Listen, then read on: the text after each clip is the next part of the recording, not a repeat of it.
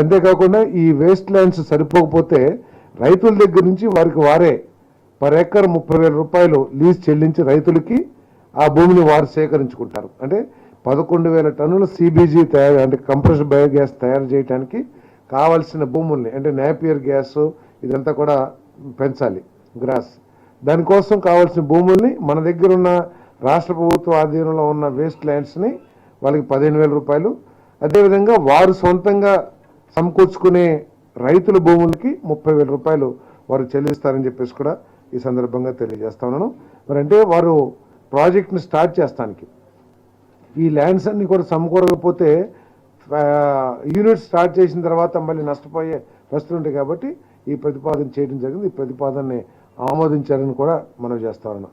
వాస్తవానికైతే వాళ్ళు 800 యూనిట్లకి ముందుకు వచ్చారు. ఫస్ట్ ఫేజ్లో 500 యూనిట్లు పెట్టబోతున్నారని చెప్పేసి కూడా మనం చేస్తా ఉన్నాం. అడ్వాన్స్ పొజిషన్ అంటే ఇప్పుడు ఆ యూనిట్ పెడతానికి 1 సంవత్సరం అయిందనుకోండి, దానికి కావాల్సిన నేపియర్ గ్యాస్ని విత్తనం వేసి మళ్ళీ దాన్ని పెంచడానికి కూడా 4-5 నెలలు టైం పట్టొచ్చు కదా. అంటే యూనిట్ రెడీ అయిపోయేసరికి వారికి కావాల్సిన నేపియర్ గ్యాస్ ముడిసరికి ఏదైతే ఉందో అది తయారు చేసుకోవడానికి కావాలి.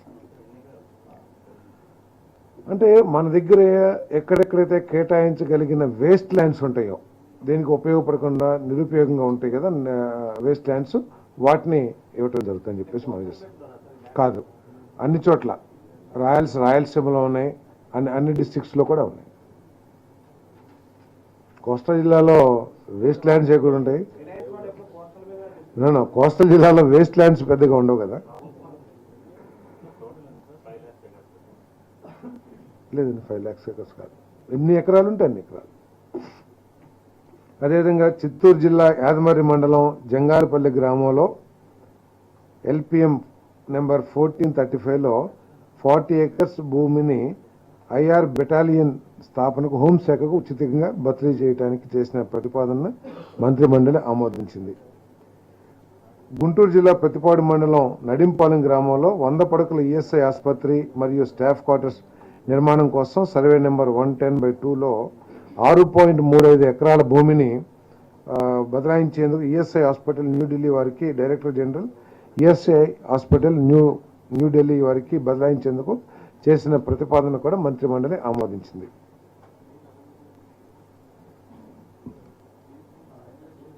గత ప్రభుత్వం జిఓఎంఎస్ నెంబర్ 18/29/2020 జిఓ ద్వారా అంతకుముందు కడప జిల్లా తెలుగుదేశం పార్టీ ఆఫీస్ నిర్మాణం కోసం కేటాయించిన 2 ఎకరాలని రద్దు చేసింది.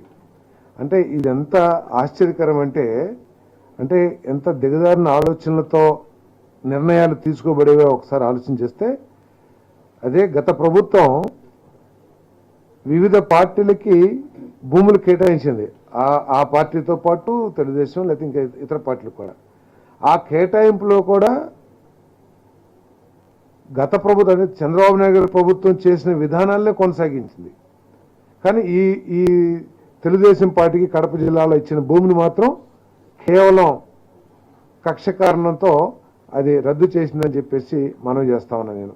ఎందుకంటే ఒకవేళ విధానాలు మార్చుకుని రద్దు చేస్తే వేరు, ఇక ముందు ఎవరికి ఆ విధానాలని అనుసరించి కేటాయించకపోయినా ఆలోచన చేయొచ్చు. కానీ ఏదైతే అంతకు ముందు ప్రభుత్వం విధానాన్ని తీసుకొచ్చిందో అదే విధానంలో అన్ని పార్టీలకి తమ పార్టీకి కూడా భూములు కేటాయించుకుని ఆఫీసు కట్టుకుంది. కానీ తెలుగుదేశం పార్టీకి మాత్రం రద్దు చేసింది. దాన్ని మళ్ళీ ఈరోజు తెలుగుదేశం పార్టీకి ఇవ్వటానికి లీజ్ ప్రాతిపదికన ఇవ్వటానికి చేసిన ప్రతిపాదనని ఆమోదించడం జరిగిందని చెప్పేసి అసెంబ్లీలో